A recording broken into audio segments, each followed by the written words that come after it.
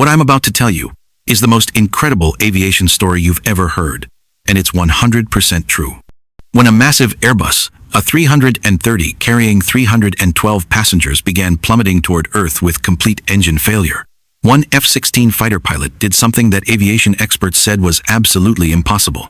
Before we dive into this heart-stopping tale of heroism at 35,000 feet, make sure you hit that subscribe button and smash the like button, because this story will have you on the edge of your seat from start to finish, and you won't want to miss a single second. The morning of the 15th of March, 2018, started like any other day for Captain Jake "Thunder" Morrison, a 32-year-old F-16 Fighting Falcon pilot stationed at Ramstein Air Base in Germany. Jake had been flying military aircraft for 8 years, with over 2,000 flight hours under his belt and 2 combat deployments in the Middle East. He was known among his squadron as one of the most skilled and fearless pilots in the entire wing, but nothing in his training or experience had prepared him for what he was about to face. At 0800 hours, Jake was conducting a routine training flight over the North Atlantic, practicing high-altitude maneuvers and air-to-air combat scenarios. His F-16C was loaded with standard training equipment, and he was flying solo at 40,000 feet, enjoying the crystal-clear morning sky and perfect flying conditions. The sun was just beginning to climb above the cloud layer, painting the sky in brilliant shades of gold and orange. Everything changed at 0847 hours. Jake's radio crackled to life with an urgent transmission from air traffic control. "Thunder 1-1. This is Frankfurt Control. We have an emergency situation. Lufthansa Flight 441, Airbus, a 330 with 312 souls on board, has lost all engine power at 35,000 feet. Aircraft is in uncontrolled descent, approximately 180 miles northwest of your current position. Can you intercept and assess the situation?" Jake's blood ran cold. A commercial airliner with complete engine failure was every pilot's worst nightmare. At 35,000 feet, the crew would have maybe 10 to 12 minutes before the aircraft descended too low to recover, even if they somehow managed to restart the engines. "Frankfurt Control, Thunder 1-1, roger that. Proceeding to intercept at maximum speed. What's their current rate of descent?" "Thunder 1-1, they're descending at approximately 3,000 feet per minute. At current rate, they'll reach critical altitude in 8 minutes." Jake pushed his F-16 to maximum military power, the twin engines roaring as he banked hard left and accelerated toward the stricken airliner. His aircraft was capable of speeds over Mach 2, but even at maximum velocity, it would take him at least 6 minutes to reach the Lufthansa flight. That left maybe 2 minutes to figure out how to help, if there was anything he could do at all. As Jake raced across the sky, his mind was working overtime. Engine failure on a twin-engine aircraft was serious but manageable. Pilots trained for that scenario constantly. But total engine failure on both engines was catastrophic. The Airbus would be a 200-ton glider, and without engine power, the crew's options were extremely limited.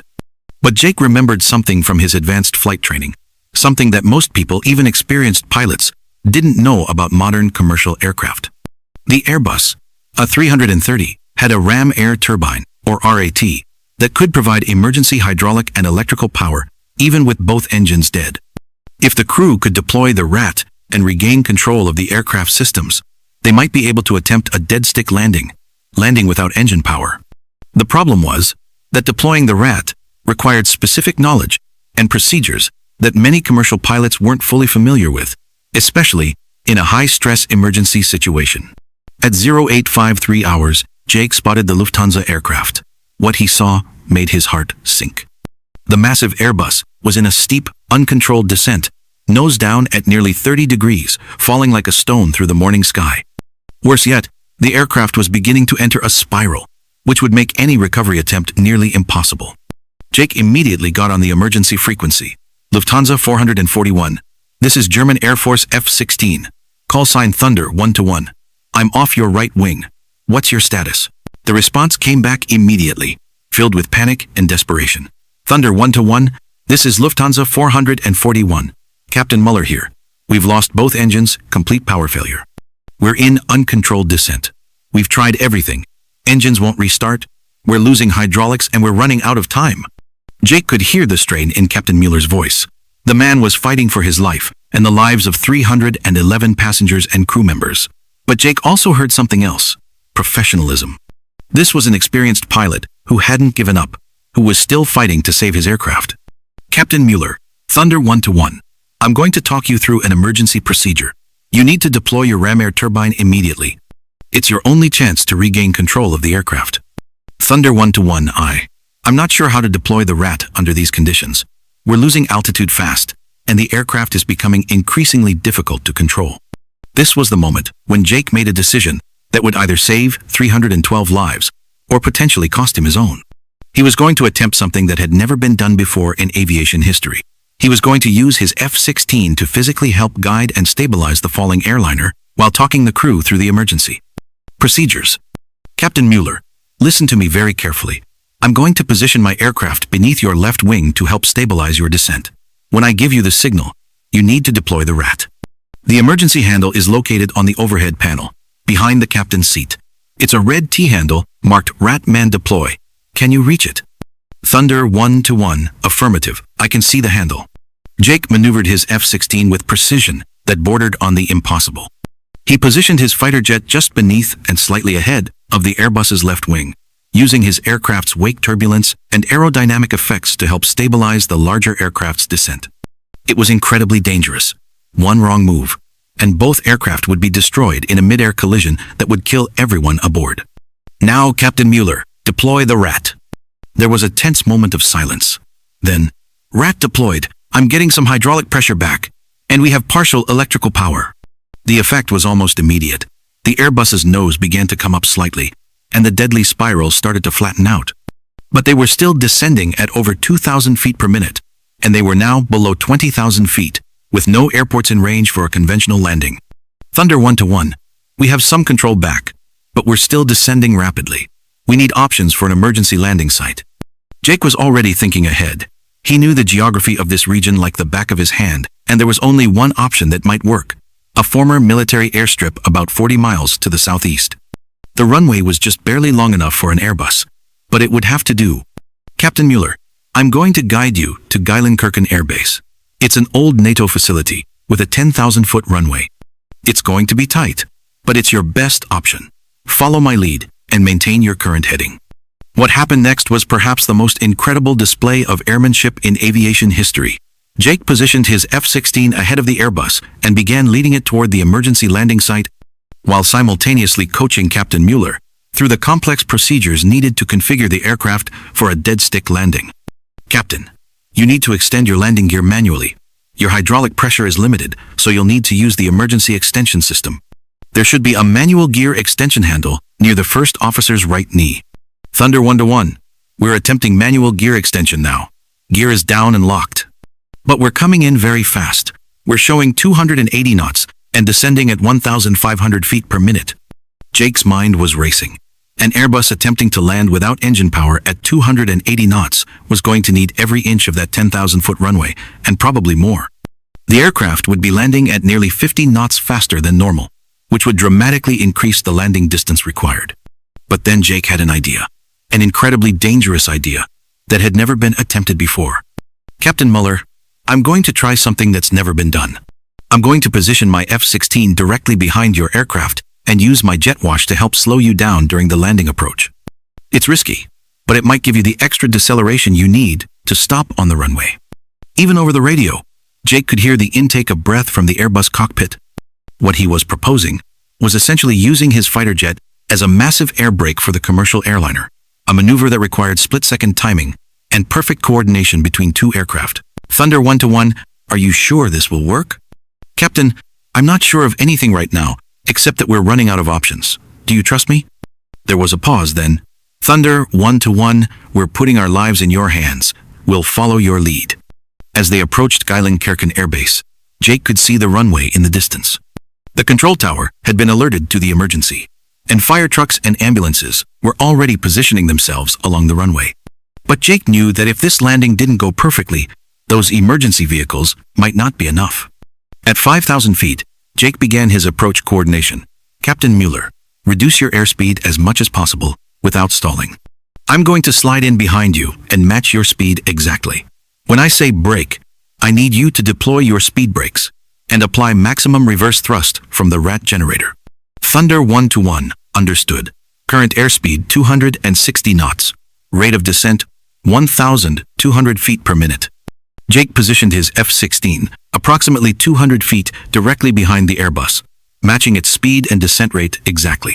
The jet wash from his engines would create additional drag on the larger aircraft, effectively acting like a giant speed brake. But the margin for error was essentially zero. If Jake got too close, the turbulence could cause the Airbus to lose control completely. At 2,000 feet, both aircraft were lined up perfectly with the runway. Jake could see people on the ground watching in amazement as the unprecedented formation approached for landing. Captain Mueller, we're looking good. Maintain your current approach angle. At my signal, deploy speed brakes and prepare for touchdown. At 500 feet, speed brakes now. The Airbus's speed brakes deployed, and combined with Jake's jet wash effect, the aircraft's approach speed began to decrease noticeably, but it was still coming in fast, probably too fast. At 100 feet, thunder 1-1, we're coming in hot. Touchdown speed is going to be around 200 knots. Jake made a split-second decision. As the Airbus touched down on the runway, he pulled alongside it and activated his F-16's drag chute while maintaining formation with the commercial aircraft. The combined aerodynamic effects of both aircraft's drag systems created an unprecedented braking force. The Airbus touched down hard, its tires smoking, as they made contact with the runway at nearly 200 knots. But the combination of Jake's innovative braking technique and Captain Mueller's expert handling of the emergency began to take effect. The aircraft started to slow down, but it was eating up runway distance fast. We're slowing down, but we're running out of runway. Captain Mueller's voice was tense but controlled. Jake brought his F-16 to a stop alongside the Airbus, his hands shaking slightly as the adrenaline began to wear off. What he had just accomplished was unprecedented in aviation history, using a fighter jet to physically assist a commercial airliner in an emergency landing. Within minutes, the Airbus was surrounded by emergency vehicles, and passengers were being evacuated via emergency slides. Every single person on board walked away from the aircraft without serious injury. The impossible had been accomplished through a combination of expert flying, quick thinking, and courage that bordered on the heroic. Jake was flying his F-16-inch perfect formation with the landing Airbus, both aircraft decelerating together in a maneuver that defied every rule of conventional aviation. With 2,000 feet of runway remaining, the Airbus was still traveling at over 80 knots, too fast to stop safely. That's when Jake executed the final phase of his impossible rescue plan. He positioned his F-16 directly in front of the Airbus and deployed his aircraft's emergency brake parachute while simultaneously reversing his engine thrust. The combined effect created a massive wall of air resistance directly in front of the commercial airliner. The effect was dramatic. The Airbus's deceleration increased significantly, and with just 500 feet of runway remaining, the massive aircraft finally came to a complete stop. For a moment, there was absolute silence on the radio. Then, Captain Mueller's voice came through, filled with emotion. Thunder 1-1, Lufthansa 441 is safely on the ground. All 312 souls on board are safe. I don't know how you did it, but you just saved everyone on this aircraft.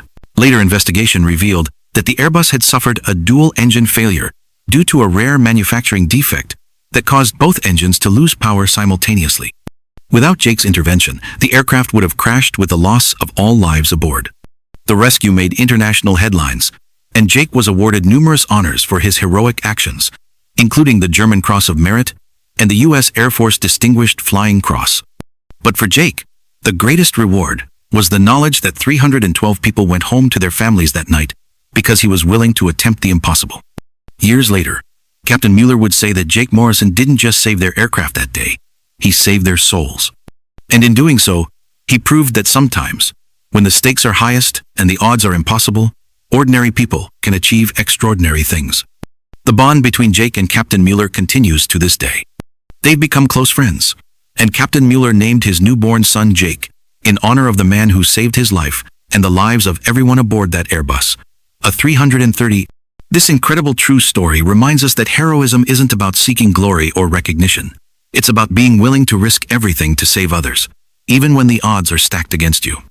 Jake Morrison's actions that day represent the very best of human courage and ingenuity in the face of impossible circumstances. If this incredible story of heroism and impossible odds moved you, make sure you've subscribed to this channel and hit that like button. We bring you the most amazing true stories of courage and heroism from around the world. Don't forget to ring the notification bell so you never miss another incredible tale like this one. What do you think you would have done in Jake's situation? Let me know in the comments below, and I'll see you in the next video.